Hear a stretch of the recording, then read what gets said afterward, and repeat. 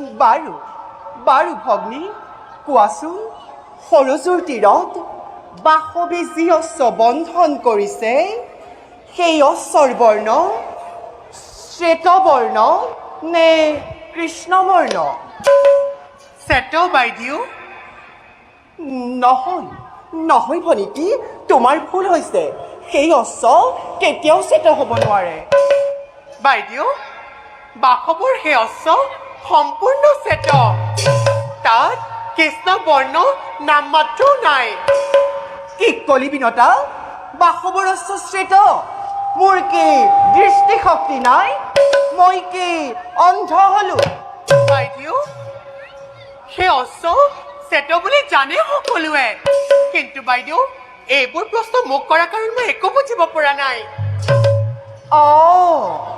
তই তেন্তে মোৰ সৈতে বিবাদ কৰিব খুজিছ? বাইদেউ, তই যে এতিয়াও দেখা নাইনে সেই অশ্বৰ বৰ্ণ যে শ্বেত নহয়, সম্পূৰ্ণ কৃষ্ণ। বাইদেউ, সেই অশ্ব সাগৰ মন্থনৰ উৎপত্তি হোৱা অস্ত্ৰ। সেই অশ্ব সম্পূৰ্ণ শ্বেত বাইদেউ।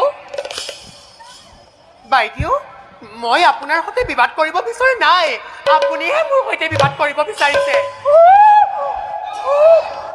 কি কলি বিনতা? মই কি বিবাদ কৰিব খুজিছো? হয় বাইদেউ। বুজিলো, মোৰ প্ৰতি তোৰ তলে তলে হিংসাৰ ভাৱ। বাইদেউ, কাৰণ মই হলো আজি সহস্ৰ সন্তানৰ জননী, বাইদেউ, আৰু তই হলি অপুত্ৰকা। বাইদেউ, তোৰ অন্তৰত কোনো পুত্ৰ মমতা নাই, বিশেষকৈ তই যে মোৰ সতিনী, সেইকাৰণে। বাইদেউ, ভগৱানৰ ওপৰত হিংসা বৃদ্ধি কৰি আপুনি কিয় এনে কথা কৈছে? বিনতা, এইবিলাক তোৰ মাধুৰী বচন। বাইদেউ, তই যিমানেই যি নক, তই যিমানেই মহাসতীৰ ভাও নোজোৰ, এই পৃথিৱীত কোনেও নজনা নহয় যে নাৰী জাতিৰ প্ৰধান শত্ৰু সতিনী বুলি। বাইদেউ, বাৰু বাৰু বিনতা, এইবিলাক বাদ দে আৰু অলপ দূৰ গৈ চাই আহো বল, কাৰ কথা সঁচা আৰু কাৰ কথা মিছা। সত্যক কিবাদৰে অসত্য কৰোঁ বাইদেউ।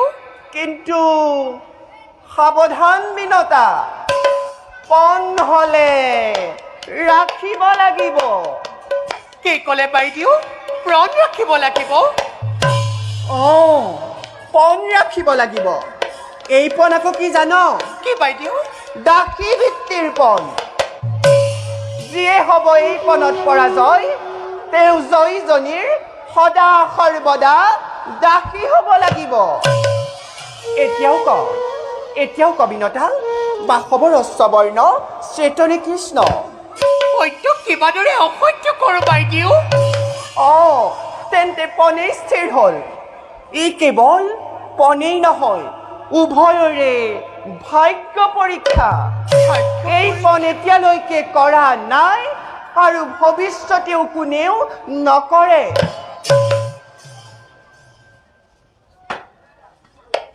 পৰিছে মনত মোৰ অৰুণৰ অভিশাপৰ কথা। নিয়তিৰ কি বিধিৰ বিধান হ'ব বাইদেউ? দাসী বৃত্তিৰ পণেই স্থিৰ হ'ল। এতিয়া নিজ গৃহে যাওঁ বল বিনতা, কালিলৈ হ'ব আমাৰ ভাগ্য পৰীক্ষা। বলক বাইদেউ।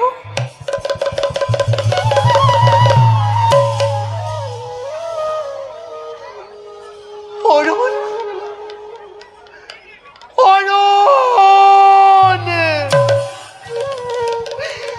তোৰ অভিশাপৰ বাবে পত্নী ৰাজিবই দাসী হ'ব লাগিব। তুমি কি কৰিলা দেৱী? নিজৰ বিপদ নিজেই মাতিলা। তুমি কি কৰিলা দেৱী? নিজৰ বিপদ নিজেই মাতি আনিলা। নিজৰ বিপদ নিজেই মাতি আনিলা। বাসৱৰ অশ্ব শ্বেত বুলি জানে সকলোৱে, কিন্তু আজি ইয়াৰ কাৰণে ইমান বিবাদ কিয় তুমি কি বুজিবা দেৱী কালৰ কটিল গতিত সংসাৰ ঘূৰিব লাগিছে সত্য অসত্য সকলোতে জাহ গ'ল সাগৰৰ অতল গহ্বৰত যদি যদি সত্যই অসত্য হয় আৰু সত্যই অসত্য হয় তেন্তে তেন্তে এই বিনোদাই নিজ প্ৰাণ বিসৰ্জন দিবলৈ কদাপিতো নহয় কুণ্ঠিত যদি যদি সত্যই অসত্য হয় তেন্তে বুজিব বিনোদাই সত্যৰ ওপৰত অসত্যই আজি কৰে অত্যাচাৰ সত্যৰ ওপৰত আজি অসত্যই কৰে